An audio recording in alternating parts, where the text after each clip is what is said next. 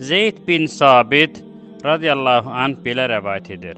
Rasulullah sallallahu aleyhi və səlləm Nəzcar oğullarına aid bir bağa getmişdi. Qatırının belində idi, biz də yanında idik. Qatır qəfildən ürkdü və az qaldı ki, Peyğəmbərimiz belindən yerə yıxılsın. Bir də baxdıq ki, qarşımızda 6, 5 və ya 4 qəbir var. Allah Rəsulü sallallahu aleyhi və səlləm bu qəbirlərin sahibləri kimdir, deyə soruşdu. Orada olan səhabələrdən biri mən bilirəm dedikdə, Peyğəmbərimiz bunlar nə vaxt öldülər deyə soruşdu. Səhabə şirk dövründə öldülər dedi. Peyğəmbərimiz bu ümmət qəbirlərində müsibətlərə məruz qalacaq. Bir-birinizi dəfn etməyəcəyinizdən qorxmasaydım, eşitdiyim qəbir əzabını sizə də eşitdirməsi üçün Allaha dua edərdim buyurdu. Sonra mübarək üzünü bizə çevirib cəhənnəm əzabından Allaha sığının buyurdu. Sahabə cəhənnəm əzabından Allaha sığınırıq dedilər. Allah Rəsulü qəbir əzabından Allaha sığının buyurdu. Sahabə qəbir əzabından Allaha sığınırıq dedilər.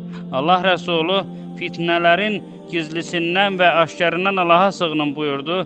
Sahabə fitnələrin gizlisindən və aşkarından Allaha sığınırıq dedilər. Allah Rəsulü Dəccalın fitnəsindən Allaha sığının buyurdu. Səhabə Dəccalın fitnəsindən Allaha sığınırıq dedilər. İbn Abbas radiyallahu anh belə rəvayət edir. Rasulullah sallallahu aleyhi və səlləm Mədinə-i Münəvvərənin bağlarının birindən çıxdığı zaman qəbirlərində əzab görən 2 nəfərin səsini eşitdi. Bundan sonra bu 2 nəfər öz fikirlərinə görə böyük olmayan günah səbəbi ilə əzab görürlər. Əslində günahları həqiqətən böyük idi.